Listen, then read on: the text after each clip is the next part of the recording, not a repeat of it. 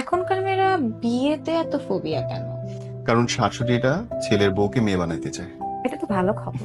এইটাই খারাপ খবর। দেখো, বউ এক জিনিস, মেয়ে এক জিনিস, খুব স্পষ্ট বুঝতে হবে। তুমি যদি ধরো তোমার একটা মেয়ে আছে, তুমি শাশুড়ি, তোমার মেয়েকে দিয়ে তুমি প্রতিদিন সকালে উঠে কাজ করাবা না। তোমার মেয়ের কাছে তোমার কোনো এক্সপেকটেশন নেই। মহারানী 10টার সময় উঠবে, 12টার সময় উঠবে, উঠে খাবার টেবিলে পাবে, ঠিকঠাক খেয়ে নেবে। তুমি যখন একটা অন্য বাড়ির মেয়েকে নিজের ছেলের বউ করে এনে মেয়ের মর্যাদা দিবা, তুমি তার কাছে এক্সপেকটেশন রাখতে পারবে না যে আমার বউ কিছু করলো কি করলো না। সে করবে কি, তাকে বলবে তুই তো আমার মেয়ে, আবার একটু পরে বলবে রান্নাও হয় নাই। সে ফিল নিবে একটা, বলবে একটা, ওই মেয়ে তো ইনস্ট্যান্টের উপরে ভেঙে যাবে। সরি ফর মাই ওয়ার্ড, আপনারা যারা শুনছেন, বর্তমানে ডিভোর্সের 99% কারণ হচ্ছে শাশুড়ি। শ্বশুর না, জামাই না, জামাইদের কোনো দোষই থাকে না, জামাইরা ম্যানুপুলেট হয়।